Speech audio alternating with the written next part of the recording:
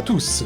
Je suis très heureux de vous retrouver sur le 89.3 de RCN en ce vendredi matin pour un nouveau numéro de l'émission Judaïcan, une émission que vous pouvez suivre intégralement en vidéo en vous portant sur le site du Consistoire de Cannes ou sur la chaîne Judaïcan de YouTube.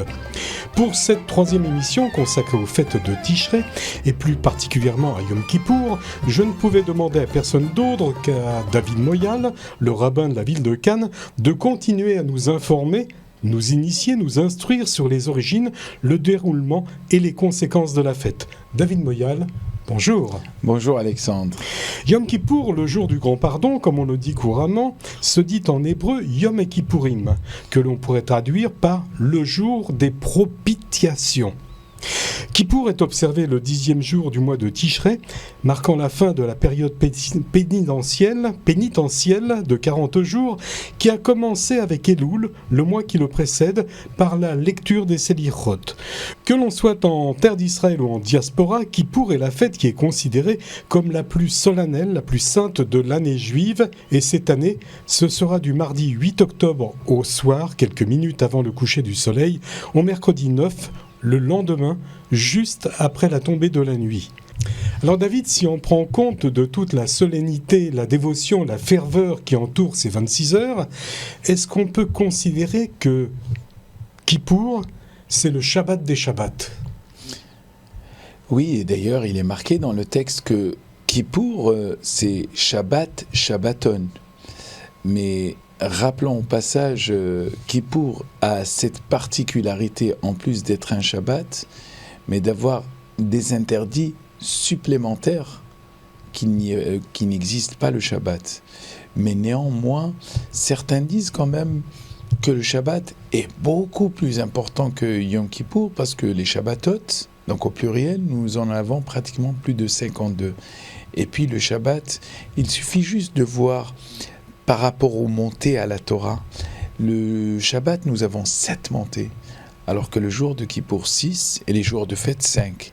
Donc on va toujours au plus important jusqu'au moins important, et on trouve que le Shabbat a 7 montées, donc ça veut dire que le Shabbat a cette particularité d'être plus qu'important, beaucoup même plus important que Yom Kippour, sauf qu'à Yom Kippour, nous avons cette type de ce qu'on appelle en hébreu le Inouï, la mortification, qui fait de lui que cette journée soit, bien sûr, un petit peu différente. Elle est complètement différente, elle est complètement retirée du monde matériel. C'est une journée qui est totalement spirituelle, qui est orienté vers la prière, c'est un super Shabbat qui est orienté vers Dieu. Complètement. Et dans les deux sens d'ailleurs. D'ailleurs, dans les deux sens, comme vous dites si bien. À la suite de quelle fête cette journée a été déclarée comme le jour de l'expiation ? Alors, l'usage et ce que nous savons, c'est que après la première faute du veau d'or, et lorsque Moshe a cassé les tables, il a dû remonter deuxième fois. Il est monté une première fois, il est redescendu, il a vu le veau d'or, et donc ça ne lui a pas plu, il a cassé les tables. Il a cassé les tables, il a dû remonter une deuxième fois pour demander le pardon. On lui a supplié de remonter. On a demandé, lui-même a prié pour que Dieu puisse pardonner au peuple d'Israël, parce que Dieu voulait à cet instant détruire le peuple qui a quelque part fauté, mais d'une manière terrible, parce qu'il a représenté Dieu. C'est un des premiers commandements parmi les 10. Tu n'auras point d'autre Dieu. Et voilà que ce peuple qui a vécu l'asservissement, qui a vécu toutes sortes de brimades, se retrouve libre aujourd'hui. On sortait d'Égypte. Oui, il y a la sortie d'Égypte. Donc Dieu les a sortis lui-même, comme il est marqué dans le texte. C'est Dieu lui-même qui a permis au peuple d'Israël de sortir. Et voilà que celui-ci le représente. Rappelez-vous que Est-ce qu'il le représentait, ou alors il représentait un autre Dieu ? Le veau d'or, c'est pas Dieu. Le veau d'or n'est pas Dieu, mais il fallait bien représenter dans la tête de cette génération qui a vécu dans un monde polythéiste. Ils avaient des dieux qui étaient représentés. Il fallait matérialiser Dieu, il fallait avoir... il fallait sentir, il fallait voir ce que représentait Dieu. Et en réalité, le Dieu, dans la Torah, le Dieu que nous avons, c'est l'omniprésent, Dieu, c'est tout. Et cette démarche-là, il ne l'avait pas assimilée. Et ça se comprend quelque part. Ça a été un peuple qui a été asservi, qui a vécu dans une forme de... Il était totalement assimilé dans le dogme égyptien. Donc, après cela, Moshe Rabbeinu a dû monter. Il est monté le 1er Elul. Quand il est descendu, c'était 40 jours après, c'était Yom Kippour. Voilà, le 10. La fête commence la veille au soir par le Kol Nidré. Alors, tout d'abord, comment on peut traduire cette locution Kol Nidré, qu'est-ce que ça veut dire? Kol Nidré, c'est-à-dire tous les vœux. Kol Nidré, c'est-à-dire avant de commencer la prière, il faut absolument annuler les vœux. Et je veux juste rappeler au passage que la veille de Rosh Hashanah et la veille de Yom Kippour, dans beaucoup de communautés aujourd'hui, et dans encore beaucoup d'autres communautés, tous les veilles de mois de Rosh Chodesh, nous faisons l'annulation des vœux. Qu'est-ce que ça veut dire l'annulation des vœux? L'annulation des vœux signifie tout simplement, souvent, parfois, on engage la parole et ce qui sort normalement de la bouche doit être accompli. Or, on dit parfois souvent beaucoup de choses et on ne les accomplit pas. La bouche qui va prier toute la journée, qui va adresser des louanges à Dieu, qui va avoir donc cette expression-là, doit d'abord se délier, se détacher de tout ce qui a été accompli ou par la volonté ou qui a été oublié. Et rappelons bien sûr au passage que, en règle générale, et d'ailleurs c'est une règle concernant les vœux, quand on veut se délier, se détacher d'un vœu, mais d'ailleurs on dit se détacher parce qu'on est lié comme avec une corde. Quand qu'on veut se détacher d'un vœu, il faut absolument le présenter à un tribunal, à 3 personnes ou à quelqu'un, un chacham, un sage qui a l'habitude de détacher, de délier les personnes de ses vœux. Et tout simplement, il faut que la personne explicite son vœu, qu'il le détaille, c'est-à-dire qu'il dise ce qu'il a fait, ce qu'il a pris comme engagement et qu'il ne peut pas accomplir aujourd'hui. Alors, pourquoi on attache autant d'importance et de solennité à ce Kol Nidré, et surtout, quelle est l'origine du Kol Nidré? Alors, il y a certainement plusieurs origines, mais l'origine qui revient sans cesse au Kol Nidré, c'est l'Inquisition. Après l'Inquisition, et même bien avant l'Inquisition, on peut remonter même jusqu'aux Romains, on peut aller jusqu'à toute cette période. On avait même les Juifs du Pape. Toutes ces périodes qu'a connu le peuple juif, où il a dû parfois se convertir de force, sans réellement être converti, toujours en pratiquant, leur judaïsme dans des endroits cachés. Et donc les rabbins qui dirigeaient à cette époque les offices ne voulaient pas exclure toutes ces personnes qui se sentaient quelque part eux-mêmes mis au banc, dans la mesure où ils se disaient on ne fait plus rien, on a pris telle ou telle religion, donc peut-être qu'on ne serait plus accepté.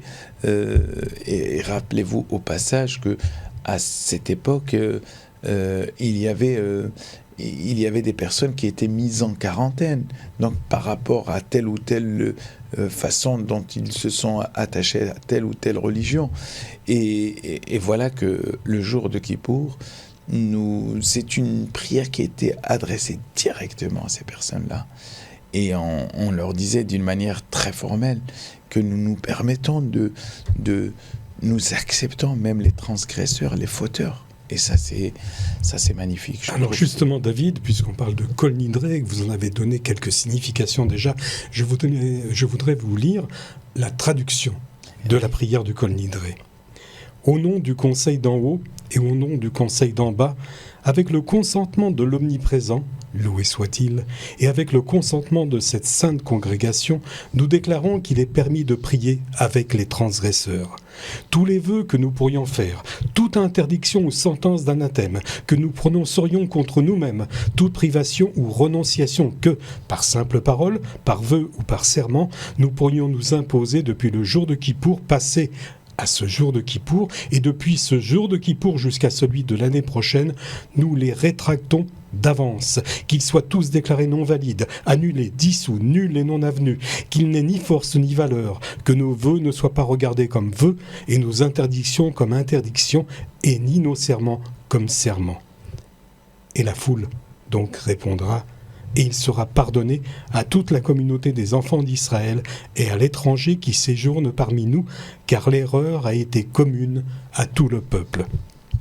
On sent, David, une fidélité dans ce texte, une fidélité conservée au judaïsme, une foi, une ferveur, au-delà même des conversions forcées. Et oui, parce que d'abord le texte, il est magnifique. Il nous projette déjà dans la fête de Yom Kippour.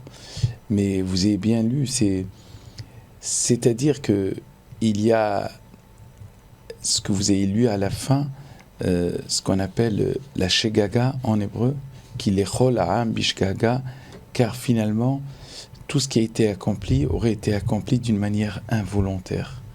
C'est-à-dire que forcé. Presque forcé. Parfois, il y a des moments où on ne nous force pas. Parfois, on est dans la réaction et on n'est pas dans la réflexion.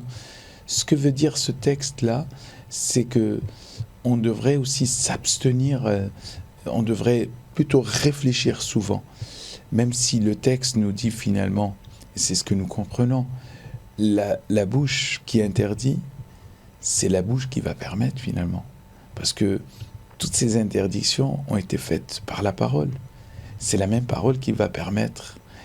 Et c'est pour ça que le Kol Nidré, il est magnifique. C'est par la parole qu'on arrive à résoudre et en même temps donner une leçon. La vraie leçon, c'est celui qui s'abstient, celui qui ne parle pas, eh bien, ne commet pas de faute. Vous me direz quelque part, c'est logique, celui qui ne parle pas ne commet pas de faute. Mais si. Mais quand on ne parle pas, on ne s'engage pas. Donc il n'y a pas d'engagement. Et quand on s'engage, eh bien, il faut accomplir son engagement. C'est ce que ce texte veut nous dire. Mais nous savons malheureusement aussi que souvent nous parlons parce que nous sommes dans des moments de difficulté, dans des moments de détresse. Rappelez-vous notre patriarche Jacob, quand il était poursuivi par son frère Ésaü, il a fait un vœu. Il a fait un vœu tant qu'il a fait un vœu dans un moment de détresse. Et les moments de détresse, malheureusement, nous les rencontrons tous. Mais ces vœux-là, lorsqu'on les fait, on les fait dans ces moments opportuns, mais ça veut dire que quelque part, il y a quelque chose de fort qui sort de nous. Il y a une vraie foi.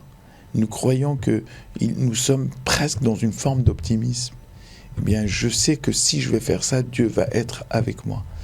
Le vœu dans ce sens-là, eh bien, prenez même l'exemple, ceux qui s'abstiennent, ceux qui ont peur d'être gloutons, excusez l'expression, parfois, lorsqu'ils peuvent faire des vœux pour ne pas peut-être être trop versés dans tout ce qui est mangé ou autre, ça aussi parce que, quelque part, ça pourrait éventuellement faire du bien à leur santé.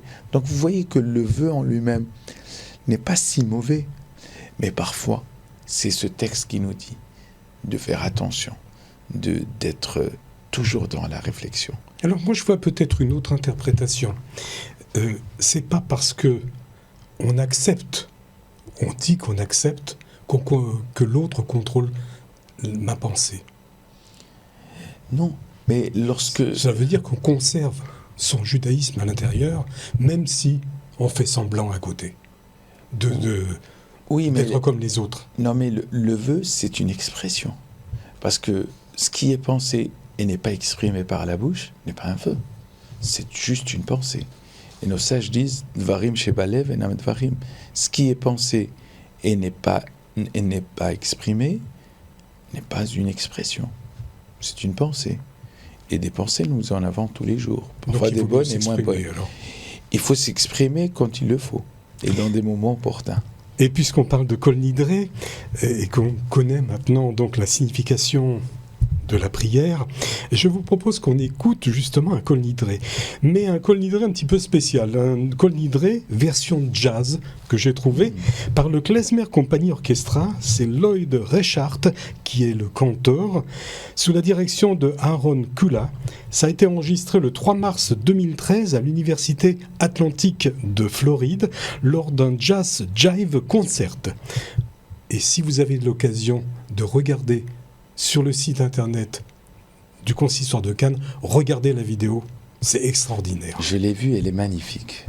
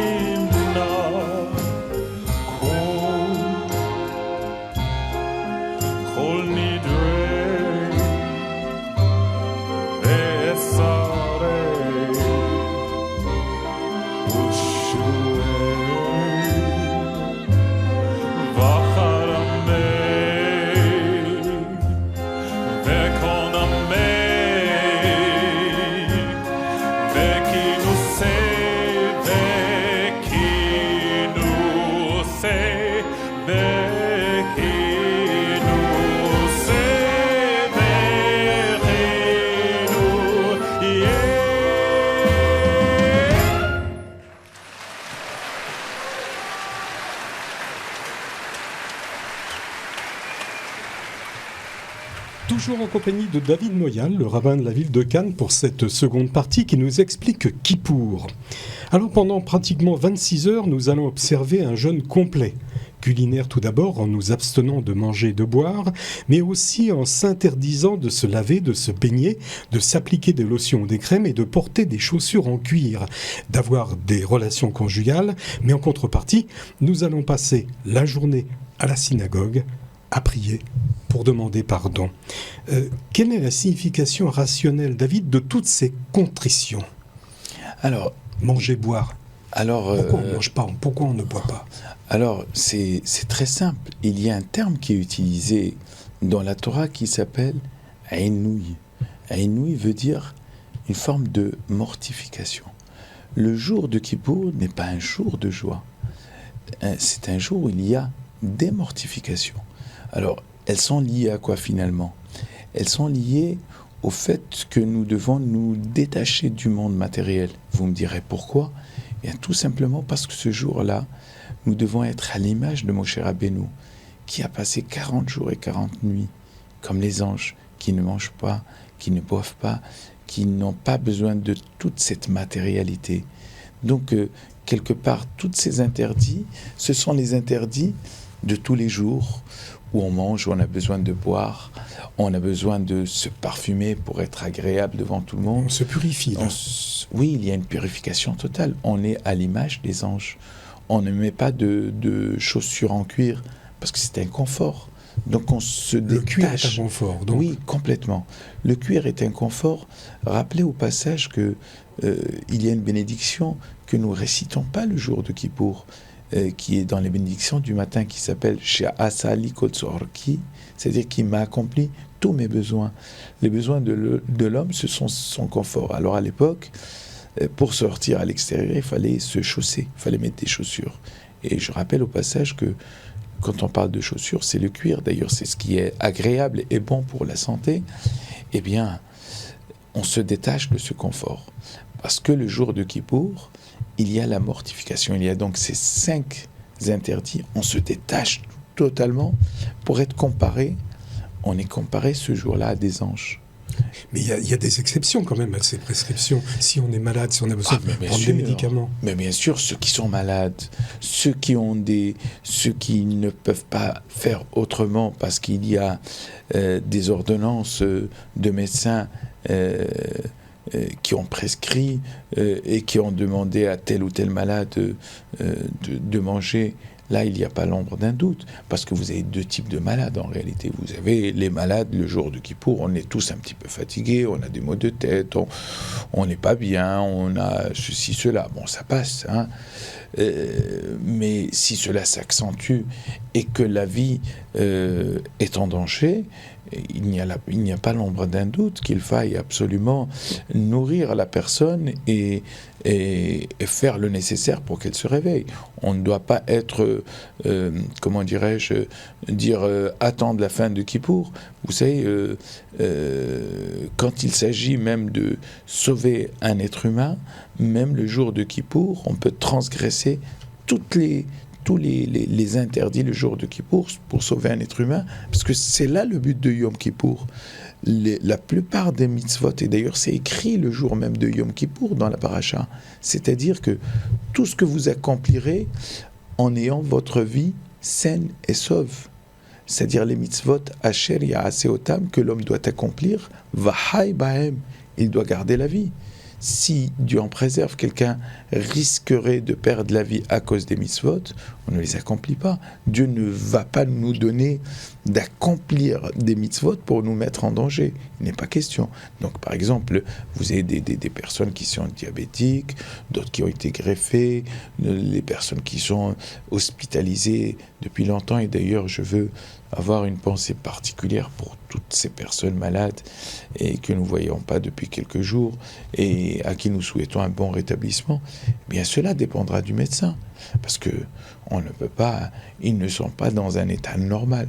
On parle de quelqu'un qui soit dans un état normal pour accomplir Kippour. Là, ce n'est pas le cas. Est-ce qu'il y a d'autres pénitences, entre guillemets, d'autres coutumes qui viendront renforcer l'atmosphère et solennelle de ce jour? Et oui, parce que il y en a d'autres, bien sûr. Si on a accepté tellement de mortifications pendant ce jour-là, il faut accepter une qui est essentielle, celle que nous avons dit au début, c'est-à-dire la bouche, la parole. La bouche doit servir uniquement à la prière. Alors c'est vrai que c'est difficile de ne pas parler avec son voisin, de ne pas parler avec ses enfants, etc. Mais finalement, ce n'est qu'une journée par an où on fait ce qu'on appelle Ta'anit Dibour. Et j'invite tout le monde vraiment à le faire, parce que on se concentrerait dans la prière. Alors, vous me direz, pour ceux qui ne savent pas lire, vous avez des livres en phonétique. Ceux qui n'ont pas envie de lire la phonétique parfois, parce qu'ils ne trouvent pas ça intéressant, eh bien, ils pourront faire les prières en... Il y a aussi des traductions. En français, bien sûr. On peut lire. Et puis la prière... Comprendre au moins. Et puis la prière de Kippour est assez entraînante. C'est Adonai Meler, Adonai Malach, Adonai Imlor, Leolam Vaed, c'est chanter avec tout le monde, Anenu. Tout ça, c'est quelque chose d'entraînant, de très entraînant. Et il y a une certaine ferveur. Donc, même si le reste, on le fait en français, vous savez, ce qui compte le plus, c'est de savoir que ce jour-là, on a pris les bonnes décisions. Et qu'on a prié. Et on a pris surtout les bonnes décisions et pour s'améliorer dans l'avenir. C'est ça ce que Dieu attend de nous. Et pas uniquement de dire, c'est vrai que 26 heures, en soi, c'est un moment difficile de rester 26 heures sans rien faire, sans manger, sans boire, sans rien du tout. Mais je vous assure, quand on passe la journée à la synagogue, on ne la sent pas la journée. C'est sûr, quand on dort, on a mal à la tête. Quand on parle, on a tellement parlé qu'on n'a plus quoi se raconter. Quand on est à la synagogue, eh bien on entend la prière. Cette prière, elle est douce. Et l'âme a besoin de cette prière pour s'élever. Prenez le temps de venir à la synagogue un peu plus tôt le matin. Passez, on a toujours un petit moment de fatigue qui arrive dans la journée. Il y a toujours une petite pause où on va sortir, s'aérer un petit moment, mais l'essentiel de cette journée doit être la ferveur. Pendant le Kippour, il est prescrit de passer la journée à la synagogue, comme vous venez de le dire, où les 5 offices se succéderont. De manière générale, cette journée est consacrée donc à l'introspection, à la prière et à demander surtout pardon à Dieu. Est-ce qu'on peut inclure comme thème central aussi de cette journée le pardon et la réconciliation avec ceux qu'on a pu blesser ou offenser? Et oui, et bien sûr que c'est important. Pas simplement demander pardon à Dieu, mais aussi à demander pardon aux autres. Mais complètement. Peut-être aussi en dehors de la communauté juive. Oui, complètement. Je vais vous dire pourquoi. Parce que ce qui est pardonné le jour de Kippour, ce n'est uniquement les fautes commises vis-à-vis de son Créateur. C'est-à-dire celui qui n'a pas mangé cachère, qui a transgressé, qui n'a pas fait ceci, qui n'a pas fait de fête, et ainsi de suite. Mais dès lors où on est indifférent avec son prochain, il faut absolument, et absolument, je dis bien, demander pardon à son prochain. Dieu ne pardonne que s'il y a le pardon du prochain. Bon, il faut que le prochain aussi ne soit pas, ne soit pas aussi dans la rigueur ou hostile. Voilà. Lorsque quelqu'un vient vous demander pardon 1, 2, 3 fois, il faut savoir accepter, parce que c'est une démarche difficile. Lorsqu'on demande à quelqu'un pardon, c'est de se rabasser quelque part. C'est qu'il y a une conscience, on a pris conscience que nous avons fauté quelque part et qu'il faille lui demander pardon. Dès lors où on demande à son ami pardon, Dieu accepte. Mais je dirais encore mieux. L'usage est que à l'entrée de la fête, c'est-à-dire avant le Kol Nidré, nous disons la phrase suivante.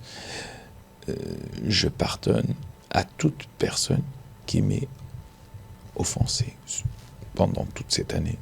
Nous pardonnons. Si chacun prenait ce petit instant, cet instant, et de dire qu'il pardonne solennellement à toute personne qui aurait pu lui faire du mal ou autre, quelque part, il avancerait, si vous voulez, on permettra plus à Dieu de nous pardonner, encore beaucoup plus, parce que les fautes commises vis-à-vis du prochain, Dieu ne les pardonne pas. Mais dès lors où chaque être, le jour de Kippour, s'engage à le dire, eh bien c'est un engagement, il dit je pardonne. On s'avance les uns vers les autres. Et d'ailleurs, je profite en même temps de l'occasion, parce que c'est l'occasion qui m'est donnée de demander aussi à mon tour pardon, parce que certainement que j'ai pu, sans le vouloir, parfois offenser des personnes, parfois dire des paroles que je n'aurais pas dû dire. Et alors je demande aussi, comme tout le monde, je demande aussi solennellement pardon à toute la communauté, parce que souvent, parfois, comme je le dis souvent, on est souvent dans la réaction, parce qu'on n'utilise pas souvent sa réflexion. Mais c'est la grandeur d'un homme. La grandeur d'un homme est loin de mon idée de me mettre en avant, mais tout homme qui demanderait pardon à son prochain, ben, il devient grand. Il devient grand parce que il va vers le shalom, il va vers la paix. Et c'est ce que la Torah exige de nous. Car rappelez-vous Abraham, lorsqu'on lui a pris Sarah, et Pharaon lui a pris. Pourtant, Dieu avait frappé Pharaon de cécité, de stérilité, et encore, je ne sais encore combien d'autres maladies. Voilà que lorsqu'il lui a restitué sa femme, quelle a été la première démarche d'Abraham? C'est d'aller sortir et prier Dieu pour qu'il puisse guérir. Que Pharaon ou Avimelech, à cette époque que nous avons lu le jour de Rosh Hashanah, qu'il puisse guérir. Voilà la grandeur du peuple juif. C'est d'avoir cette empathie sur nous constamment et de savoir pardonner. Quand on sait pardonner, on sait avancer. Le service du tabernacle culminait à Yom Kippour lorsque le grand prêtre effectuait un service spécialement prescrit pour ce jour. Parmi les moments forts de ce service, il y avait l'offrande des encens dans le Saint des Saints et le tirage au sort entre deux boucs dont l'un était offert en sacrifice et l'autre envoyé au désert à Azazel. Alors, par quoi de nos jours on a substitué ces actions? Parce qu'on ne les retrouve plus maintenant à la synagogue. Malheureusement, c'est ce que nous disons depuis que, d'ailleurs, vous vous rappelez un moment important, le Seder Avoda, le rabbin, l'officiant et l'assemblée qui est là, ils sont quelque part, par magie, transportés presque à la porte du Saint des Saints. Et en attendant avec impatience que le Kohen Gadol sorte de là-bas. C'est vrai que depuis que le temple n'y est plus, bien finalement, cette histoire, elle est racontée le jour de Kippour comme si nous avons été sur place là-bas. C'est que malheureusement aujourd'hui, ce qui remplace, c'est l'expression de nos lèvres. L'expression de nos lèvres aujourd'hui, c'est-à-dire, c'est la prière. C'est aussi le savoir. Vous savez, on parle de sacrifice. Il n'y a plus de sacrifice aujourd'hui. Et pourtant, Dieu nous dit, celui qui connaît, celui qui apprend, celui qui va vers le savoir, qui sait ce que représente cette mitzvah, donc qu'il faille l'étudier, eh bien, je lui considérerais cela comme s'il l'avait accompli. C'est-à-dire aujourd'hui, comme je vous l'ai dit, nous sommes dans une période très pacifiée. Nous ne sommes plus dans la période qui était pratiquement une période de conflit, et même plus que de conflit, une période d'atrocité, une période, quand on parle de la destruction du deuxième temple, ça a été une période atroce. Et je ne voudrais pas dire ici, sur cette antenne, ce que l'on faisait du sang des personnes qui étaient tués, des cadavres jonchant le sol, qui n'avaient pas de dignité, qui n'étaient pas inhumés. Donc ces périodes-là, je mets ça au pluriel, ont été avec de nos jours très pacifiés. Nous sommes un peuple, en tout cas en Europe, et je l'espère, et un petit peu aussi dans d'autres pays, nous sommes très pacifiés. Donc nous prions par la bouche. La bouche, elle est importante. La bouche, elle accepte. La bouche, c'est l'organe le plus important que Dieu ait pu créer chez l'homme, parce que c'est ce qui exprime tout ce qu'il y a à l'intérieur, qui ne peut pas être exprimé, il n'y a que par la bouche. David, on va se projeter un petit peu vers la fin de Kippour. Nous avons passé la journée tous ensemble à la synagogue. C'est l'instant de la Neila, la prière de la fermeture des portes. Au moment du coucher du soleil, dans quelques minutes, vous allez sonner le chauffard pour toute la communauté et pour la terre. Quel est pour vous le moment le plus important de cette journée ? Tout Kippour est important parce que chaque moment de Kippour est important. Et vous savez, on est tellement dans la ferveur de Kippour. C'est vrai qu'on a faim, mais on n'a pas envie de quitter Kippour parce que c'est tellement beau Kippour. C'est une fois par an, mais c'est tellement beau de voir tout ce monde-là. Mais grâce à Dieu, depuis quelques années, nous avons réussi à faire en sorte que tout le monde puisse commencer Kippour ensemble et le terminer ensemble. Parce que commencer ensemble, tout le monde le commence ensemble. Le terminer ensemble, pas tous le terminent ensemble. Alors, c'est pour ça que depuis quelques années, nous avons décidé de sonner le chauffard à la fin totalement de l'office. C'est ce qui permet à tout le monde de sortir en même temps et d'aller s'embrasser tous en même temps, de se souhaiter par la suite de bonnes fêtes en même temps, de partager un petit moment parce que il y a un café, des gâteaux, il y a un petit buffet qui est un grand buffet même qui est servi après. Voilà, cet instant, il est important. Quand on sort, on est tous à l'extérieur et nous faisons la prière sur la lune et nous voyons tout ce monde-là. Nous disons que, je dis tout simplement, et je reprends ce que nos sages disent, que la récompense est toujours en fonction de l'effort fourni. Comme nous avons tellement fourni beaucoup d'efforts pendant cette période, eh bien, quand on voit ce monde-là, on demande à Dieu qu'il revienne un peu plus souvent. Je recevais en 3e semaine David Moyal, le rabbin de la ville de Cannes, dans le cycle des fêtes de Tishré. Avec lui, nous avons évoqué aujourd'hui la fête de Kippour. La semaine prochaine, le thème de notre entretien, mais vous en doutez, sera bien sûr Sukkot. David Moyal, merci. Et puis, bien sûr, à la semaine prochaine. Alors, Shabbat Shalom et à la semaine prochaine. Et je souhaite à chacune, à chacun d'entre vous de passer une très très bonne fête de Kippour. Et que ce Kippour soit facile pour chacune et chacun d'entre vous. Et que Dieu nous aide à l'accomplir parce que certainement, quand on veut, le ciel nous aide. Et c'est ce qui va se passer si Dieu veut être attaché. Pour ceux qui auraient pris l'émission en cours, sachez que vous retrouverez le podcast audio de l'émission sur le site internet de votre radio, RCN. Quant à l'intégralité de cet entretien en vidéo, il est à retrouver pendant toute la semaine sur vos téléphones, tablettes ou ordinateurs en vous portant sur le site du Consistoire de Cannes. Bonne semaine à tous, bonne fête de Kippour et Shabbat Shalom. Shabbat Shalom.